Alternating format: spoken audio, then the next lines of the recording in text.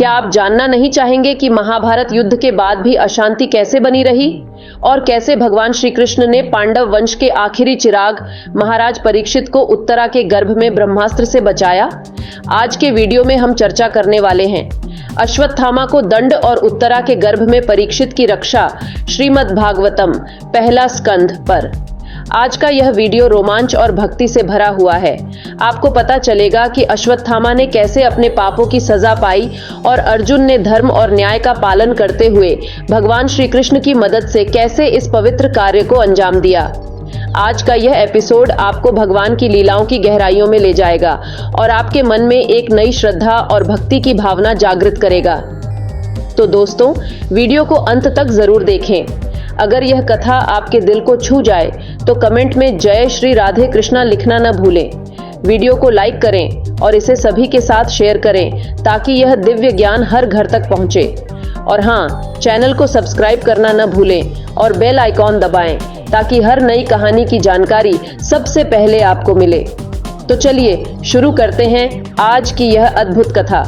राधे राधे, जय श्री कृष्णा दोस्तों।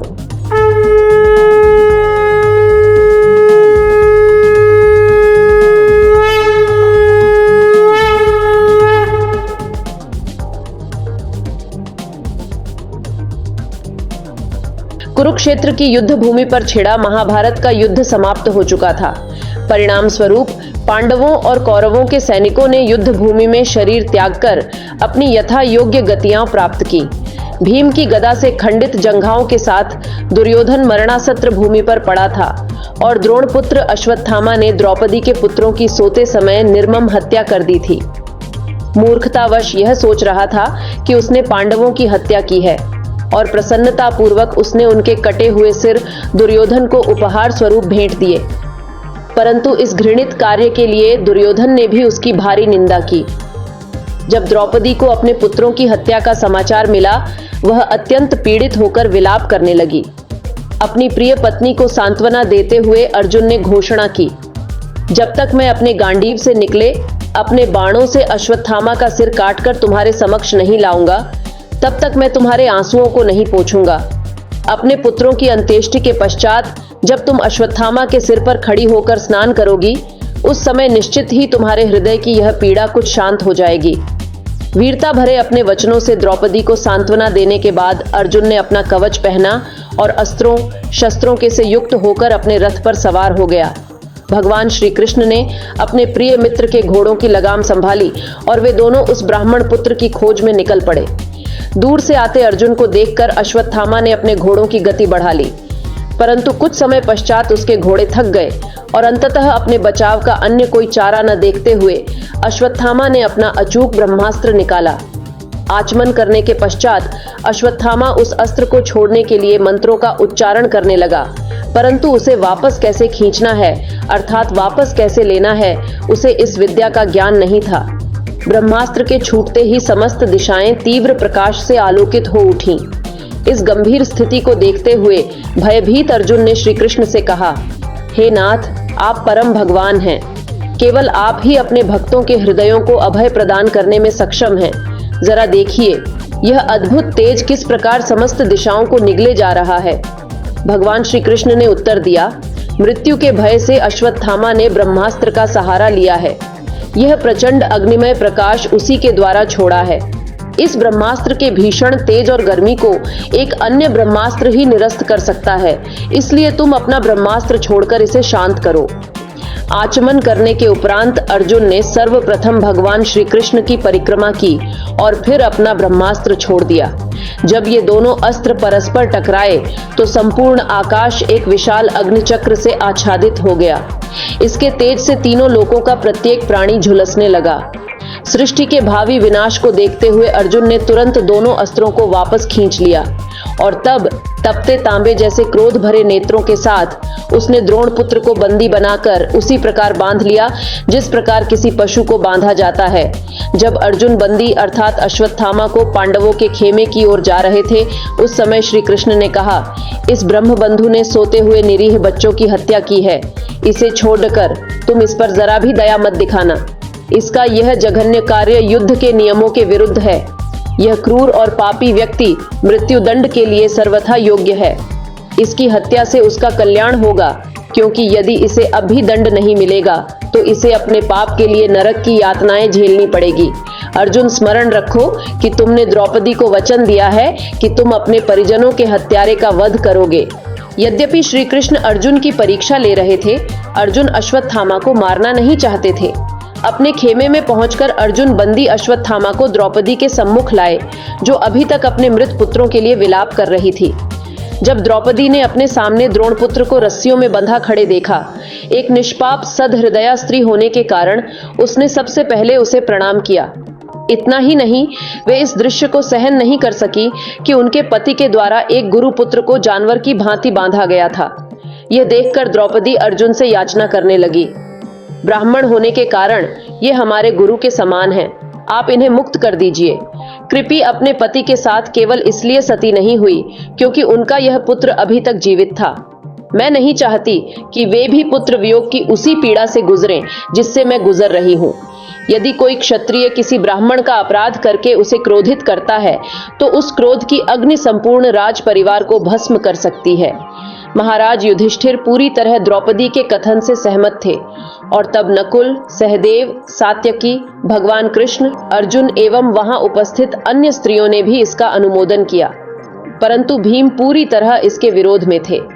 वे अश्वत्थामा पर प्रहार करने ही वाले थे कि द्रौपदी ने जैसे तैसे उन्हें रोका और बीच बचाव करने के लिए भगवान कृष्ण ने अचानक अपनी 2 अतिरिक्त भुजाएं प्रकट कर लीं।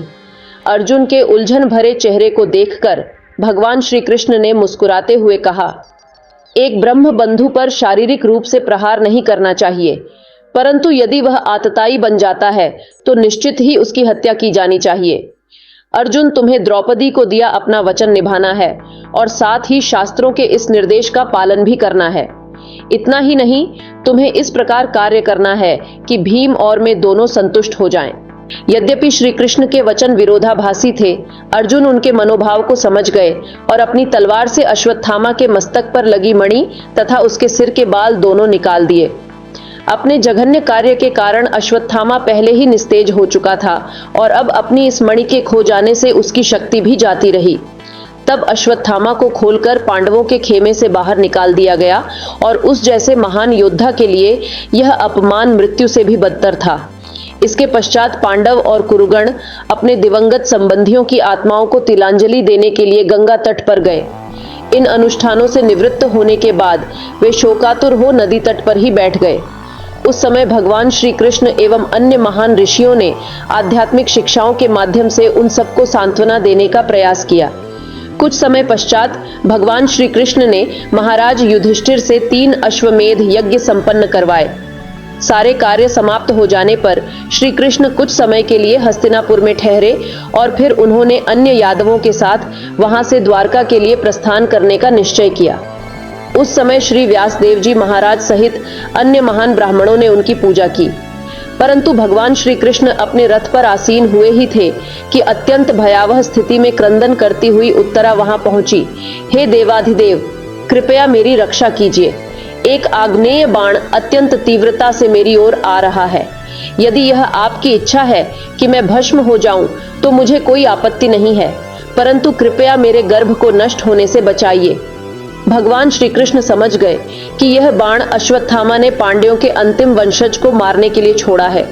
सभी पांडवों ने तुरंत अपने अस्त्र शस्त्र उठा लिए, परंतु भगवान श्री कृष्ण जानते थे कि अश्वत्थामा के अस्त्र को निरस्त करने के लिए समय बहुत कम है और स्थिति अत्यंत नाजुक है। यद्यपि श्री कृष्ण ने अस्त्र शस्त्र नहीं उठाने की प्रतिज्ञा ली थी, अब उन्होंने अपनी प्रतिज्ञा की परवाह न करते हुए अपने भक्त वत्सल नाम को सार्थक करने के लिए तुरंत अपने सुदर्शन चक्र का आवाहन किया। अत्यंत छोटा रूप लेकर वे उत्तरा के गर्भ में प्रविष्ट हुए और अपनी अद्भुत शक्ति से उसे आच्छादित करते हुए अश्वत्थामा के अस्त्र को निरस्त कर दिया। उसके पश्चात जब वे द्वारका जाने के लिए तैयार हुए तो श्रीमती कुंती देवी अपने 5 पुत्रों के साथ उनके पास आई और उनकी सुंदर प्रार्थनाएं करने लगीं। कुंती देवी ने कहा, हे कृष्ण, तुम आदि पुरुष हो और भौतिक गुणों के प्रभाव से पूरी तरह परे हो। मैं तुम्हें प्रणाम करती हूँ। जिस प्रकार मंच पर अभिनय करने वाले नट को पहचाना नहीं जा सकता है, उसी प्रकार तुम भौतिक इंद्रियों की पहुंच से परे हो और तुम्हें केवल वे भक्त एवं अध्यात्मवादी ही समझ सकते हैं जो पूरी तरह भौतिक कल्मश से शुद्ध हो चुके हैं। फिर भला मुझ जैसी अबला के लिए तुम्हें सही सही समझना किस प्रकार संभव है? हे भगवन, आपकी नाभि कमल पुष्प के समान सुंदर है। आप सदैव कमल पुष्पों की माला से सुसज्जित रहते हैं। आपके नेत्र कमल पुष्प के समान शीतलता प्रदान करते हैं तथा आपके चरण कमल पुष्पों से अंकित हैं। मैं आपको नमन करती हूँ। आपने अनेक भयावह स्थितियों से मेरे पुत्रों की रक्षा की है और अभी अभी आपने हमें अश्वत्थामा के ब्रह्मास्त्र से भी बचाया है। परंतु मेरी तो यहाँ इच्छा है कि हमारे ऊपर ये सब विपदाएं बार बार आएं, जिससे हमें बार बार आपका दर्शन प्राप्त हो सके, क्योंकि आपके दर्शन का अर्थ है कि हमें फिर से जन्म मृत्यु का दर्शन नहीं करना पड़ेगा। हे नाथ, जब आप एक मनुष्य रूप में लीलाएं करते हैं तो उस समय आपके कार्य अत्यंत भ्रामक होते हैं। यद्यपि आपको देखकर स्वयं भय भी भयभीत रहता है, परंतु आप माता यशोदा के हाथों में छड़ी और आपको बांधने के लिए लाई गई रस्सी देखकर भयभीत हो जाते हैं। निश्चित ही यह हमें भ्रम में डाल देता है। हे स्वामी, आपने अपना कार्य, अपना उद्देश्य पूरा कर लिया है और सबसे महत्वपूर्ण यह है कि आपने अपने रूप के विषय में समस्त भ्रामक दर्शनों एवं सिद्धांतों को खंड खंड कर दिया है। आपने ऐसी अद्भुत लीलाएं की हैं जिनका हम निरंतर श्रवण एवं कीर्तन कर सकते हैं। हम पूरी तरह से आपकी कृपा पर अवलंबित हैं। फिर भी क्या आप हमें छोड़कर चले जाएंगे? आपकी सर्व मंगलमयी उपस्थिति के बिना यहाँ सब कुछ असार और निरर्थक रह जाएगा, क्योंकि यहाँ दिखने वाला समस्त ऐश्वर्य केवल आपके कृपा भरे दृष्टिपात के कारण ही है। हमारा साम्राज्य इसलिए सुंदर दिखाई देता है क्योंकि यह आपके चरण कमलों के चिन्हों से अंकित है। इसलिए जब आप यहाँ से चले जाएंगे तो यह साम्राज्य फिर ऐसा नहीं दिखाई देगा। मैं आपसे निवेदन करती हूँ कि आप मेरे पुत्रों तथा वृषनिवंशियों के प्रति मेरी आसक्ति को काट दीजिए, जिससे मेरा मन एकाग्र हो, उसी प्रकार आपकी ओर आकर्षित होता रहे, जिस प्रकार गंगा का प्रवाह निरंतर समुद्र की ओर बहता है। श्रीमती कुंती की प्रार्थनाएं सुनकर भगवान श्री कृष्ण मंद मंद मुस्कुराने लगे और वह मुस्कुराहट उनकी योग शक्ति के समान ही मंत्रमुग्ध करने वाली थी। तब भगवान ने अन्य स्त्रियों को अपने प्रस्थान का समाचार देने के लिए हस्तिनापुर के महल में प्रवेश किया। उस समय महाराज युधिष्ठिर ने भगवान श्री कृष्ण को रोक लिया और प्रेम पूर्वक कुछ और समय वहां बिताने का आग्रह करने लगे। यद्यपि श्री व्यास देव जी महाराज सहित अनेक महान ऋषियों तथा स्वयं भगवान कृष्ण ने अपनी शिक्षाओं से महाराज युधिष्ठिर को सांत्वना देने का प्रयास किया था, दुखी राजा अभी तक अशांत थे। अपने मित्रों एवं संबंधियों की मृत्यु से विह्वल युधिष्ठिर एक साधारण भौतिकवादी व्यक्ति के समान शोक कर रहे थे। राजा ने शोक करते हुए कहा, ओह, मैंने स्वयं कितनी दयनीय नियति को आमंत्रित किया है। मुझसे अधिक पापी इस संसार में और कौन होगा।